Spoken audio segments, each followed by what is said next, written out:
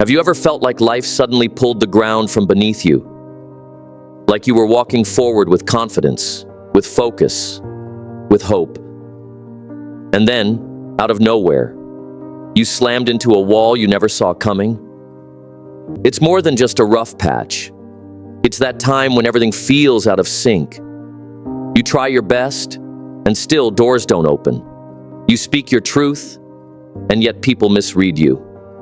You work harder than ever, but the results vanish like smoke. And then come the thoughts. Whispers in your head saying, maybe this isn't for me. Maybe I'm not enough. Have you ever asked yourself, why is this happening now? Not out of frustration, but from a place of genuine confusion. You look around, and everything seems to be collapsing, even though you're doing everything right. And somehow that hurts more than failure, because it feels like you're being punished for trying. Let's talk about that space. That invisible, painful middle where you're no longer who you were, but not yet who you're becoming. The gap between what you hope for and what you're actually experiencing. Not a fall that breaks your body, but a fall that rattles your spirit. The kind that forces you to question who you are when things aren't going your way. No one writes songs about these moments. No one puts them on highlight reels or Instagram posts. But this, right here, is where the real work happens. You see, no one talks enough about what it feels like when life hits pause on your dreams. When your faith is tested. When your resilience is stretched. When the silence around you feels louder than any applause. Even the icons had to walk through it. Walt Disney went bankrupt before creating magic. Michael Jordan didn't make the varsity team at first. Tyler Perry spent years writing plays that no one showed up to. And even Maya Angelou, a voice of wisdom and strength, endured abuse, poverty, and discrimination before becoming one of America's most powerful poets and storytellers. So let me ask you again, what is it in your life right now that's trying to shake your foundation? What test are you walking through that feels impossible? And more importantly, what if it's not here to stop you, but to strengthen you?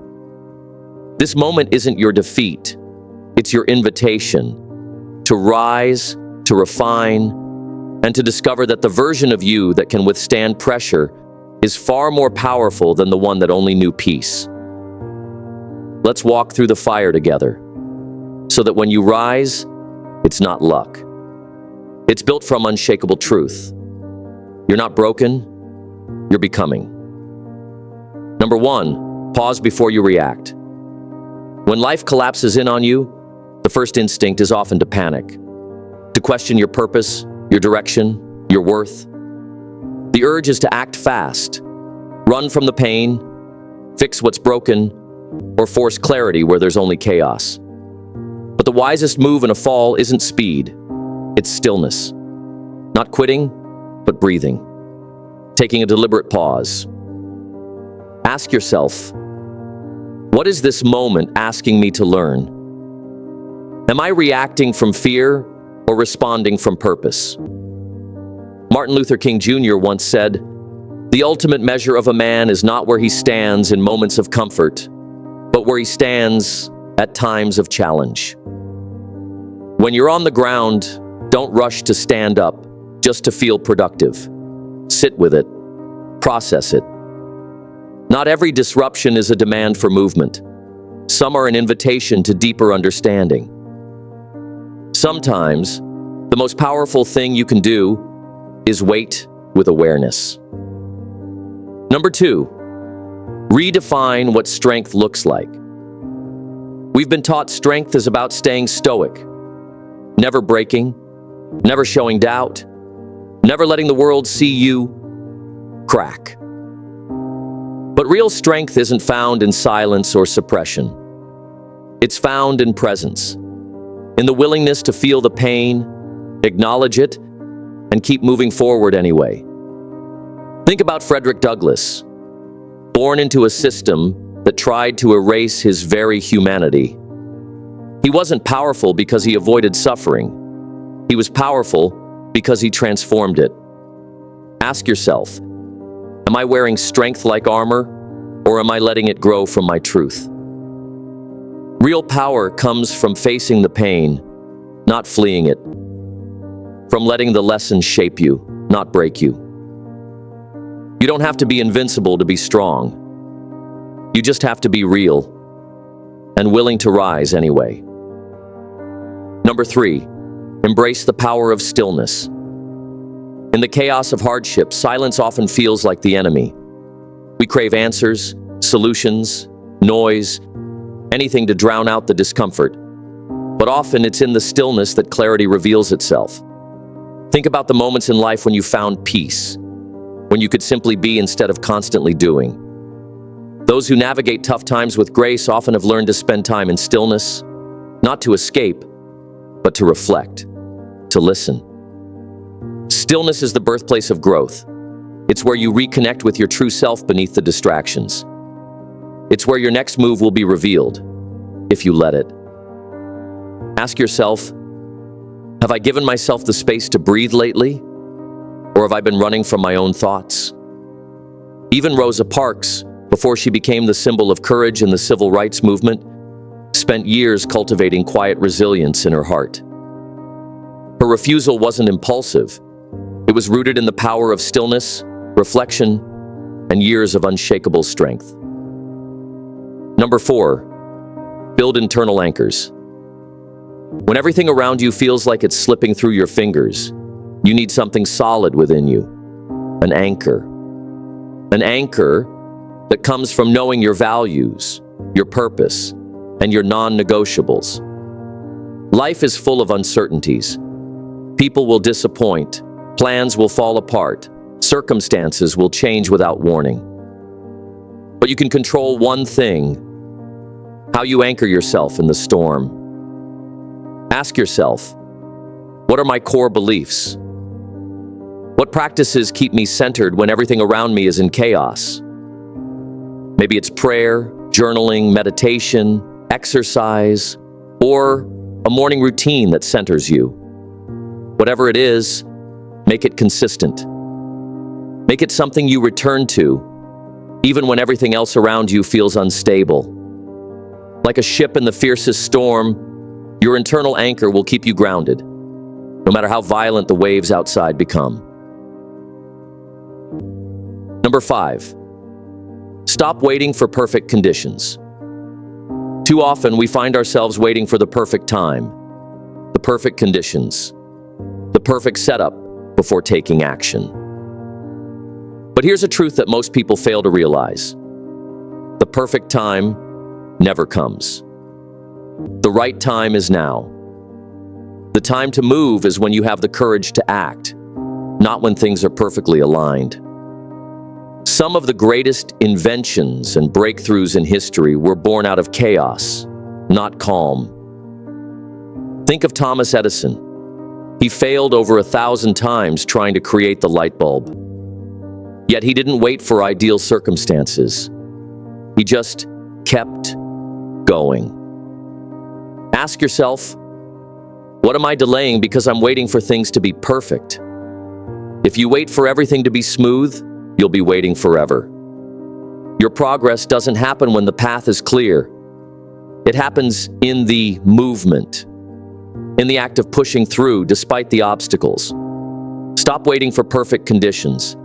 Start moving in the imperfect ones.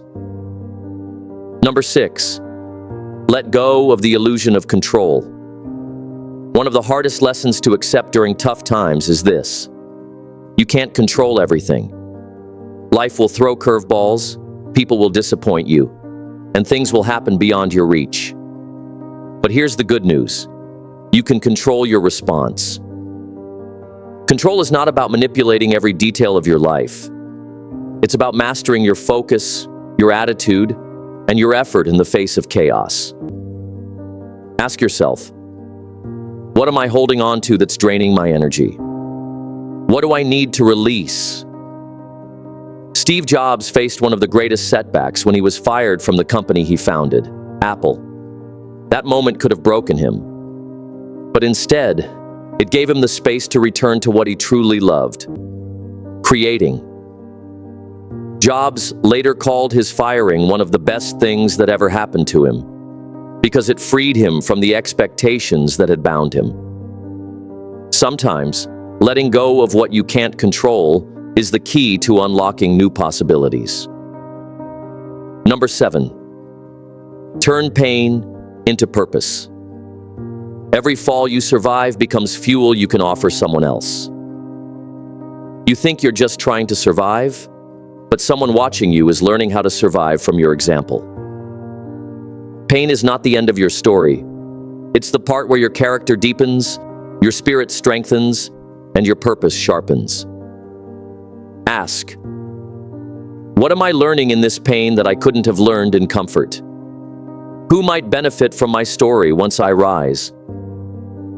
Harriet Tubman endured physical pain, near-death experiences, and the trauma of slavery. But she didn't stay quiet. She turned her scars into strategies, leading others to freedom.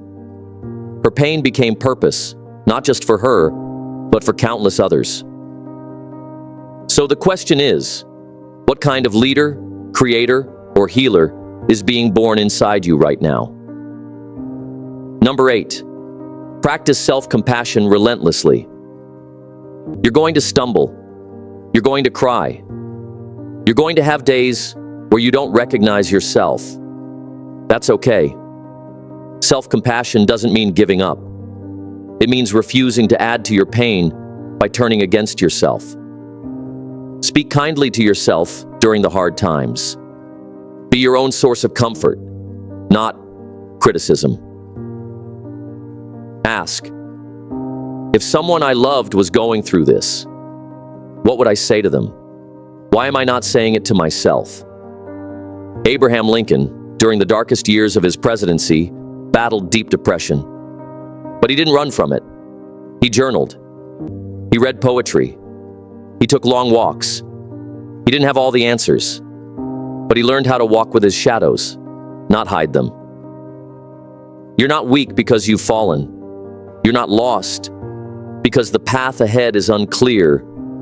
You are human. And the tough times you're navigating right now, they are shaping you.